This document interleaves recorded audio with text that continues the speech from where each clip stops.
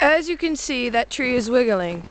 I can promise you that it's not because it just wants to. That tree is preparing to fall over. As you can hear it crackle, it says its goodbyes. This is Kaya, reporting live from New Hampshire, right in the middle, smack dab of the most insane snowstorm in the freakish weather of April.